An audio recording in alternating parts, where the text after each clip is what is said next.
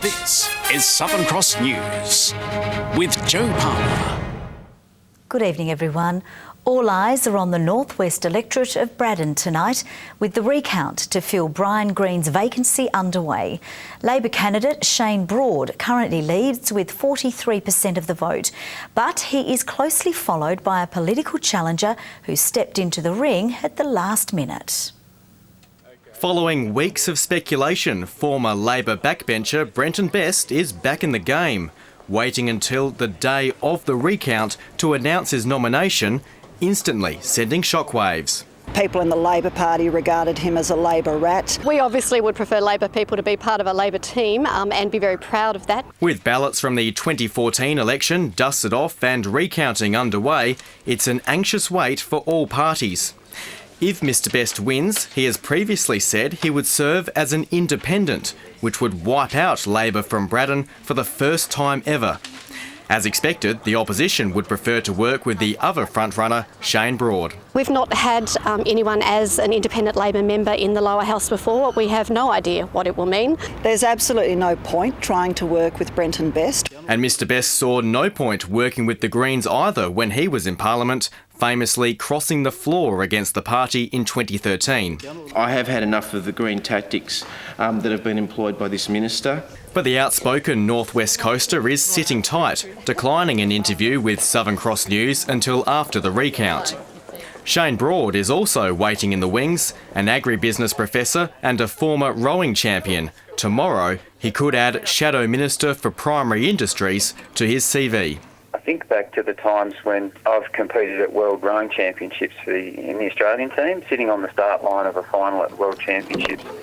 I never really got nervous. It was more about the hard work and what I could do to influence the outcome, whereas this case, it's a lot different because I can't really do anything. The only certainty is tomorrow's question time is sure to be significant.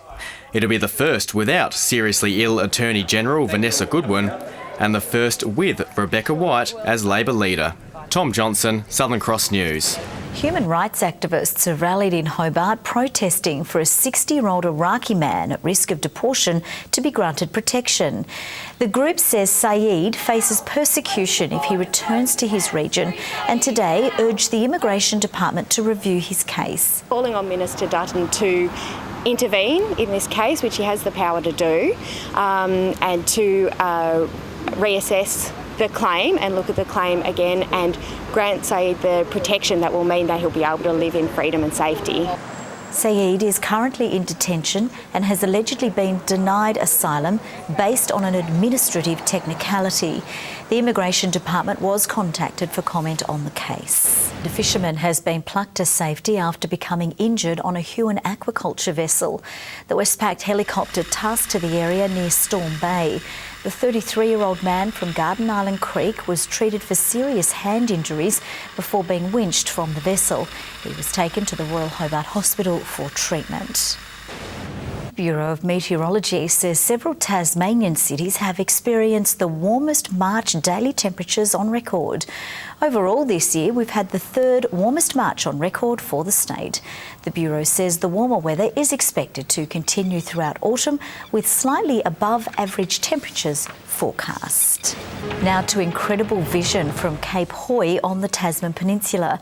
Professional slackliner by trade, Lucas Ilmer, can be seen here highline walking at an incredible height that's certainly not for the faint-hearted. The 28-year-old making the daring climb against unpredictable weather conditions. You gotta find those little calm hours to walk the line, and even then you probably face heavy winds where you have to really fight to keep your balance on the line. Lucas has been slacklining across Australia for the last few months. The mountain bike trails of Derby will come alive this weekend as the town prepares to host round 2 of the Enduro World Series. It's the first time a round of the World Cup will be staged in Australia, and for one local star, the opportunity to compete against the world's best in her own backyard is an exciting prospect. Since its opening in 2015, the stunning Blue Derby mountain bike trails has quickly gained a reputation as a world-class destination. Launceston's Rowena Fry, a former professional rider, says she could barely believe the news when the announcement was made that the World Cup was headed to Tasmania. To have this level of competition It was almost like an April Fool's joke when we heard it, when it was first coming here, and it's really unbelievable, and it's just around the corner now. Fryer will compete in the Enduro World Series event on Sunday and is looking forward to plenty of hometown support. Yeah, well, obviously home course, it's pretty exciting, and the trails are in really good conditions. This weekend's Enduro will be telecast live into 26 countries and will also be live streamed. In addition, around 3,000 visitors, including from interstate and overseas, will descend on the region, and Fry says the benefits will be enormous. This is just enormous for Tasmania, and the following of the Enduro World Series online around the world with recreational riders as well. There's no better advertising for our trails and mountain biking in Tassie. The 3-day event begins on Friday and will include an expo featuring 20 exhibitors, as well as a festival and live music. The Enduro World Series race being staged on Sunday. Rick Fontaine, Southern Cross News. A new horse riding arena has been officially opened in Avondale today, aiming to help Tasmanians living with disabilities. Pegasus Riding says it's the result of 12 months of fundraising and will provide equine-assisted therapy for those in need. It's the culmination of over 12 months of fundraising. Pegasus Riding Club thanking its volunteers as it takes the first steps to expanding its operations with the instalment of a new arena. We rely so much on our members to make everything happen, and the goodwill and generous support of organisations in the community. The volunteer-based club uses horse riding as a form of therapy for people with disabilities and mental health conditions, while students learn key skills along the way. The students come out and they might have emotional issues, and they realise that they can't act out those feelings because the horses will get upset, so they learn self-control. The horse will pick up on an emotion if someone's angry. That's why one of the therapy works, because you can't fool the horse. The program currently caters for those living with developmental and intellectual disabilities, but the club is hoping to soon support those with physical disabilities. What you see here behind us is the first step. We would love to see some more infrastructure with a ramp and a hoist to be able to help people who have a greater physical disability to get onto horses. And it's not just humans benefiting from the program. 24-year-old Ben has been given a new lease on life after 10 years as a successful pacer. He falls in love with the riders and the riders fall in love with him. Judy Augustine, Southern Cross News. Now let's take a look at the day's business and finance with thanks to Tasplan, your local super fund. The Australian share market has finished slightly higher thanks to the heavyweight financial sector after a choppy trading session as investors await local and overseas economic data. The ASX 200 index has risen by 7.8 points.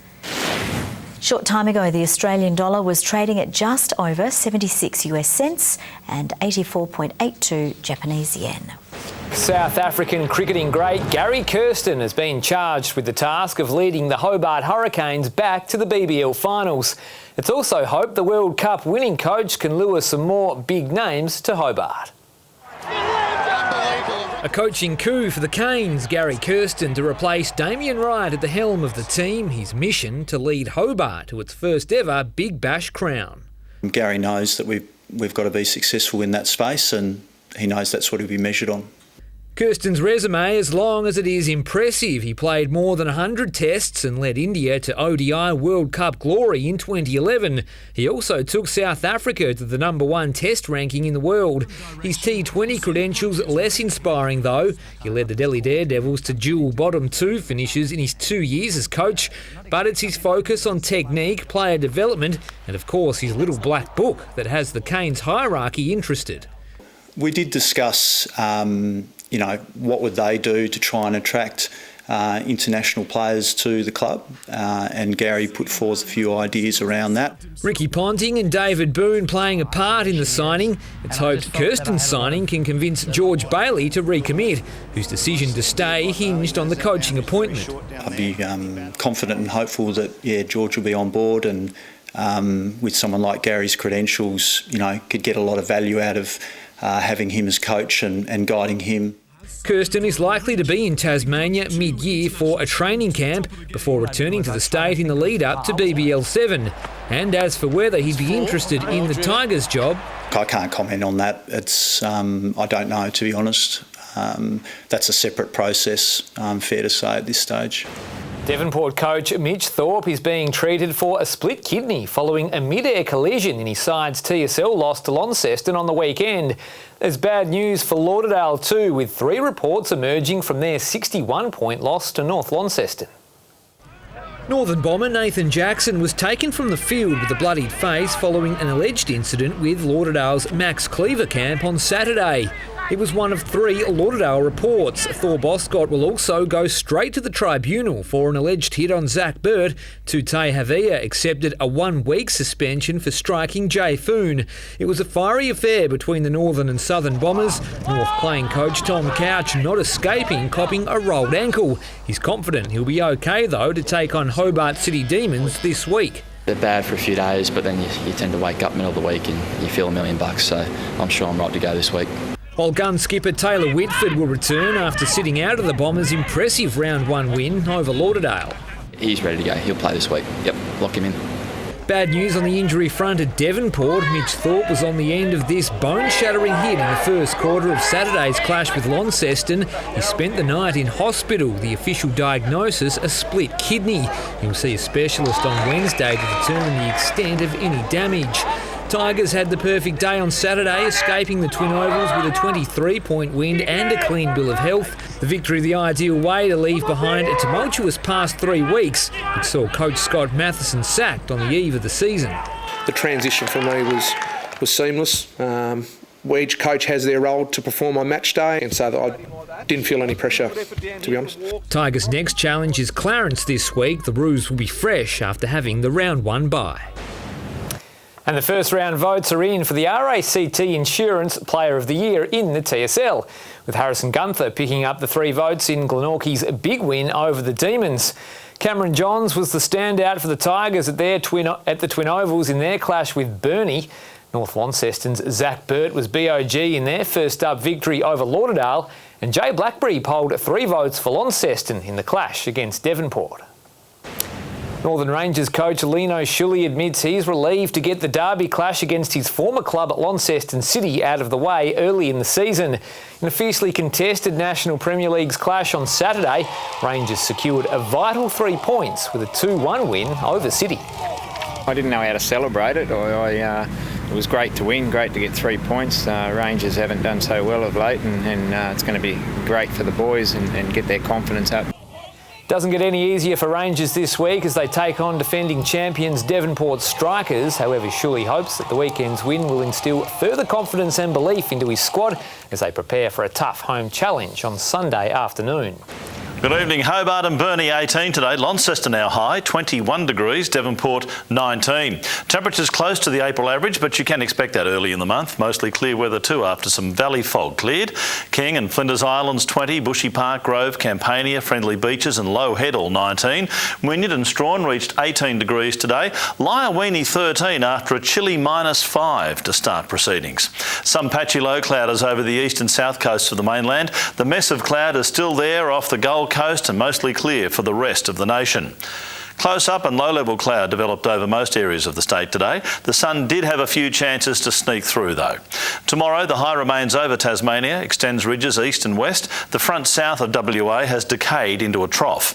The winds east to northeast at 5 to 10 knots, but still 15 to 20 knots over the northwest tomorrow, light and variable over the lakes. And here we have the first one for the season, a frost warning for the Midlands, Upper Derwent Valley and the southeast. Promise of things to come.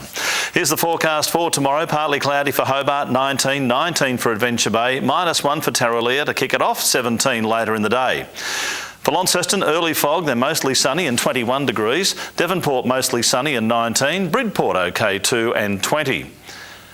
Burnie partly cloudy and 19, Strawn partly cloudy as well, a top of 20 and 20 for Marrawar, while for St Helens partly cloudy but fine, 19 the top, 20 for Swansea, possible shower on Flinders Island, 22 the maximum.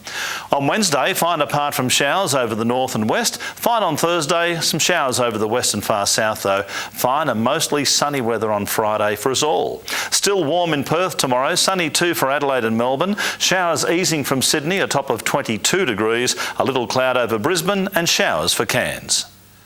And it's still clear, 12 degrees in Hobart, 14 in Launceston, Devonport clear and 12 degrees. Joe, 2 weeks into the AFL season, I've got a great idea. I reckon the players should umpire themselves. They'd have to do a better job than what's going on at the moment.